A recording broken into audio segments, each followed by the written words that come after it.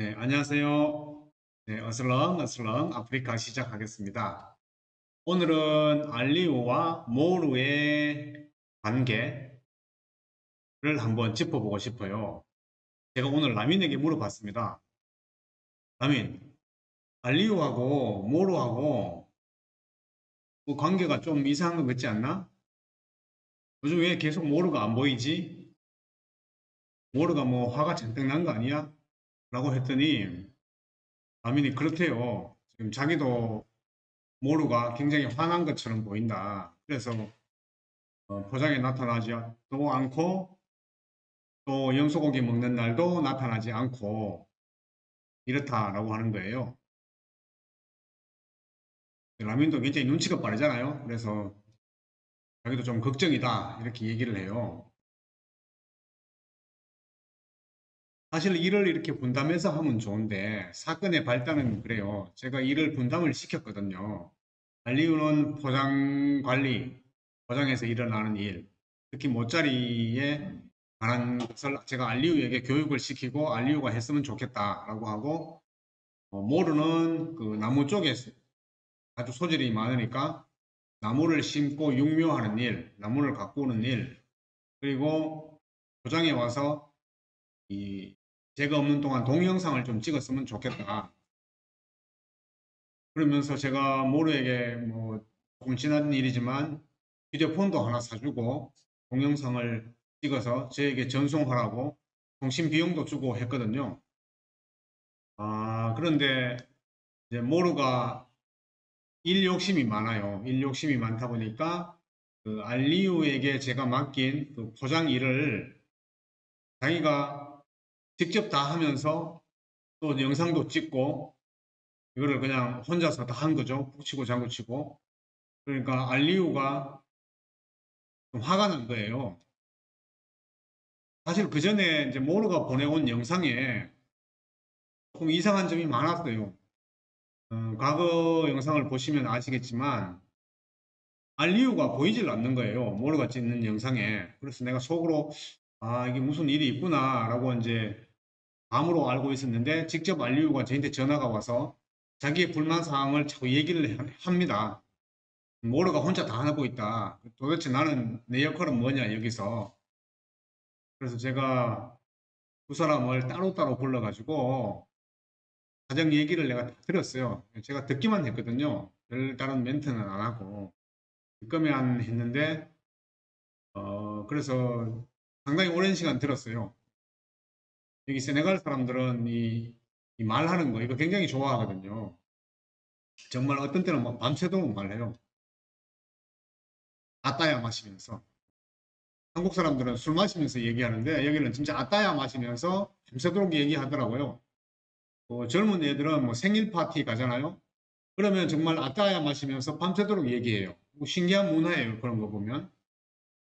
그래서 알리오 따로 불러서 제가 뭐 한 1시간 동안 이야기 듣고 또 모로 따로 불러서 1시간 동안 이야기 듣고 그렇게 해서 어느 정도 지금 중재가 된 것처럼 보였는데 사실은 좀 무늬만 중재가 되지 않았나 이런 생각이 또 들어요. 그래서 제가 이 영상을 여러분들하고 또 나누었더니 여러분들께서 좀 많은 또 조언도 해주시고요. 그중에 몇 개를 보면 그런 갈등이 생기는군요. 하늘에 태양이 두 개일 수가 없는데 묘목이나 모종 기르기는 모르님, 물관리는 알리우님 두 분이서 협력하면 완전 환상의 궁합 같은데요. 어떻게 해결하실지 너무나 궁금합니다. 라고 한 분께서 말씀해 주셨고요. 또 다른 분은 알리우 정말 열심히 합니다. 모르는 지난 영상에서 태비 문제로 알리우를 배려하는 게 느껴졌는데 서로 앙금없이 협력해 나가길 바래요. 모루 아무 일 없길. 지난번 그 태비 문제로 알리우하고 모르가 서로 약간 어설프긴 하지만 그 양보하는 그런 모습을 보였거든요. 그래서 저는 이게 일이 잘 해결됐구나 이렇게 생각했었죠. 근데 우리 시청자분들도 대단해요. 그 영상 보시고 그 짧게 지나갔는데 그 모로하고 알리우의 그 어색한 표정들을 순간 다 읽으신 거예요. 아, 너무 놀랐어요. 제가 이런 댓글 보고. 아, 정말 이 세네갈에 전원 일기가 따로 없구나. 그런 걸 느꼈습니다.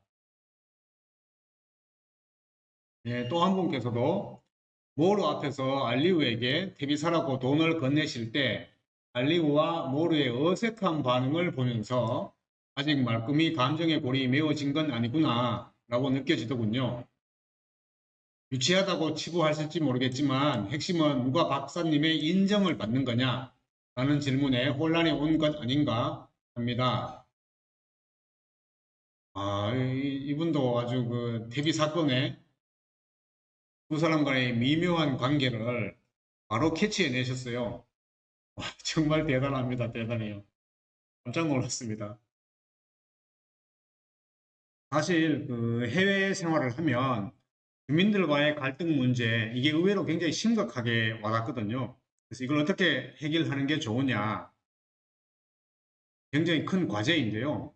그 과제에 대한 해답으로 제가 오늘 책 한 권을 소개해 드리려고 합니다.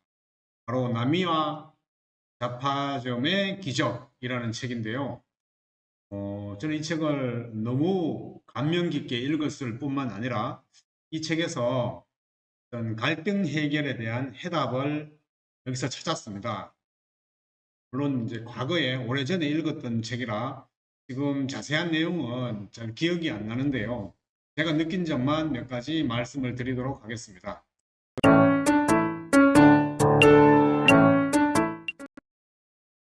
네, 이 책의 줄거리를 잠시 말씀드리면 여기에 등장인물이 3명이 나옵니다. 쇼타, 고헤이, 아스야라는 3인조 좀도둑이 나와요. 이 3인조 좀도둑이 물건을 훔쳐 달아나다가 나미야 잡화점에 피신하면서 이야기는 시작됩니다.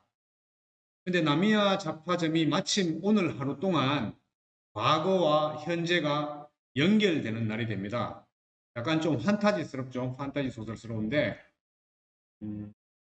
왜냐하면 이날은 그 나미야 잡화점의 주인인 나미야 씨가 죽은 지 33년이 지난 시점이거든요. 3인조 도둑이 이 나미야 잡화점에 들어갔는데 갑자기 우유 상자 안에서 덜커덩 하면서 편지 한 통이 떨어집니다.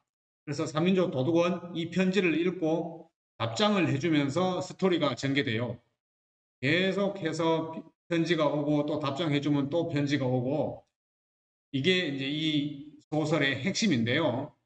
결국은 이 각 장마다 다른 편지 이야기가 계속 나오는 옴니버스 형태로 이야기가 구성이 되는데 모든 스토리가 결국은 한광원이라는 그 아동복지시설하고 연결되면서 마지막에 정말 아름답게 끝나는 스토리입니다.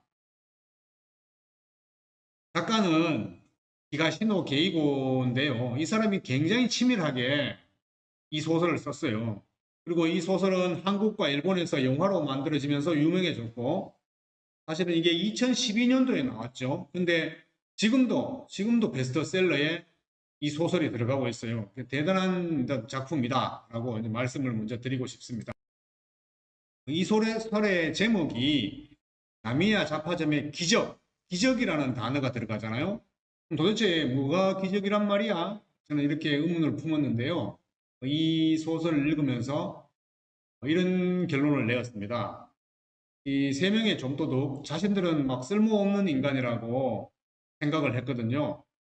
그런데 다른 사람의 고민을 상담해 주는 편지를 계속 쓰고 또 그 사람들로부터 감사 인사를 듣게 됩니다. 그렇게 반복적으로 고민 편지에 답장을 해주고 그러면서 이 좀도둑들이 자신의 존재 의미를 깨닫고 조금씩 변화를 해 나가는 자기 자신들을 발견하게 돼요.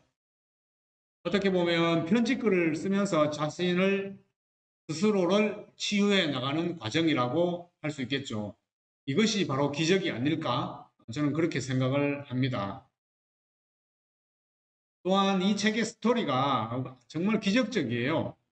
고민이 해결되는 거 보면 막 정말 신기하거든요. 이 상담 편지를 계속 주고받으면서 서로의 상처도 아물고 자연 속에 있는 주인공들의 삶의 의미를 되찾아가는 그런 스토리인데요. 사실 이게 뭐 과거하고 현재를 연결하는 아주 비현실적인 상황임에도 불구하고 현재 우리가 살고 있는 우리 사회의 고민과 상처를 보듬어 주는 역할을 한다고나 할까요? 사실 뭐 세상에 고민이 없는 사람이 어디 있겠어요? 고민이 있죠. 이 책은 특별히 뭐 저랑 비슷한 고민을 가진 사람은 없어요. 그런 사람은 등장하지 않는데도 불구하고 저도 모르게 깊이 이야기 속으로 빠져들게 하는 책입니다. 또한 그 이 책 제목에 나오는 나미야 할아버지도 수많은 고민 상담 편지를 썼어요. 그러면서 깨달은 사실 하나가 있는데 그게 뭐냐면 정너라는 거죠. 답은 이미 정해졌고 너는 대답만 하면 돼 라는 뜻인데 음, 나미야 할아버지가 그래요. 사실 고민 상담 편지는 그 해결 방법을 찾아주는 것이 아니라 상대의 마음을 헤아리는 것이 가장 중요하다라는 것이죠. 한마디로 말해서 다른 말로 표현하면 짧은 단어로 listen, 경청, 듣는 게 더 중요하다는 거죠. 내가 그 해결 방법을 찾아주려고 애쓰면 안 된다는 거야. 그냥 그 사람의 고민을 들어주기만 해도 충분하다는 거죠. 이게 가장 큰 핵심인 것 같아요. 이 소설에.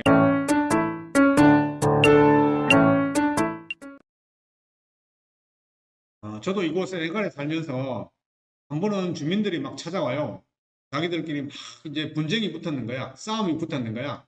그러면서 이걸 해결 못하니까 저보고 좀 해결해 달라고 찾아옵니다. 그럼 뭐 찾아오는 걸 제가 또 쫓아낼 수도 없고, 그러면 도대체 뭐 때문에 그런 분쟁이 일어났는지 이야기해봐라. 그러면 그때부터 이야기가 시작되죠.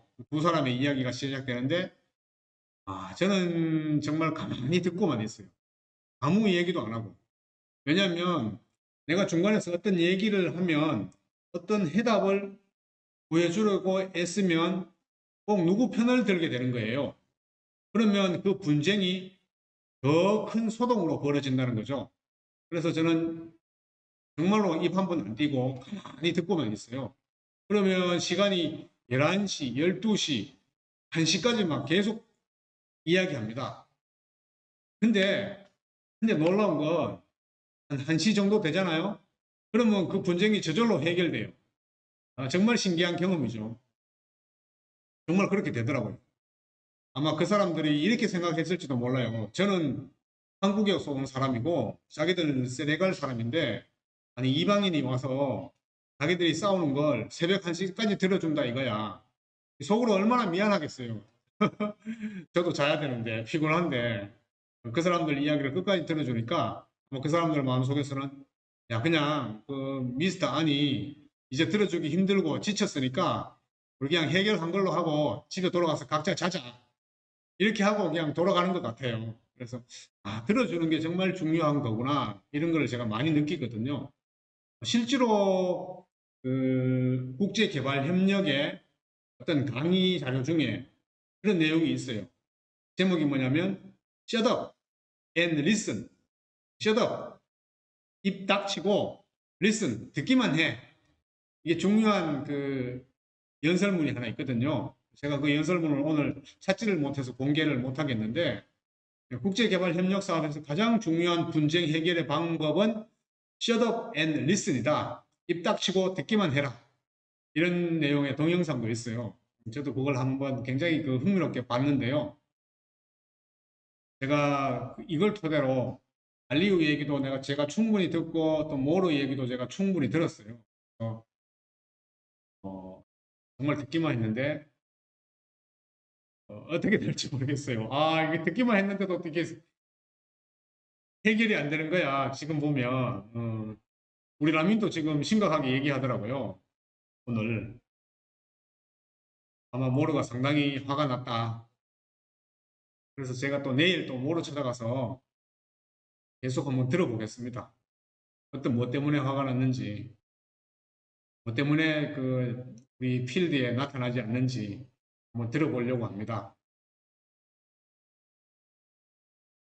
또한 이 소설의 가장 마지막 구절이 가장 인상적인 구절인데요. 그거는 어떤 내용이냐면 그 세 명의 좀도둑 중에 마지막 그 아스야라는 성격이 좀 까칠한 녀석이 한 놈이 있습니다. 이 녀석은 나중에 막 고민 편지를 쓰다가 상담 편지를 쓰다가 그냥 백지 있죠. 편지지에 글을 하나도 안 쓰고 백지를 편지통에 넣어버려요. 그러면서 아, 다음에 답장이 올까? 이렇게 생각하는데 놀랍게도 답장이 옵니다. 그 답장의 내용이 뭐냐면 바로 이렇습니다. 제가 한번 읽어 드리겠습니다. 길 잃은 아이는 대부분 지도를 갖고 있는데 당신의 지도는 백지이군요. 그래서 목적지를 정하려고 해도 길이 어디 있는지조차 알 수 없는 상황입니다. 하지만 보는 방향을 달리해보면 백지이기 때문에 어떤 지도라도 그릴 수 있습니다. 모든 것에서 자유롭고 가능성은 무한히 펼쳐져 있습니다. 부디 스스로를 믿고 인생을 여한 없이 활활 피워 보시기를 진심으로 기원합니다. 이게 바로 나미야 할아버지께서 정성스럽게 쓴 마지막 답장이었습니다. 아마 이 책을 읽어보신 분들이 아주 많으실 거라고 생각합니다. 저도 나중에 한국에 돌아가면 이 책을 한 번 더 읽고 싶어집니다. 우리의 인생은 저는 진짜 백지라고 생각하거든요. 백지가 좋은 게 내가 그 백지 위에 어떤 지도라도 그릴 수 있다는 거, 어디라도 갈 수 있다는 거. 그래서 남은 인생을 여한 없이 활활 뛰어볼 수 있다는 거, 이런 거 아니겠어요? 네, 오늘도 어슬렁어슬렁 아프리카를 시청해 주셔서 감사합니다.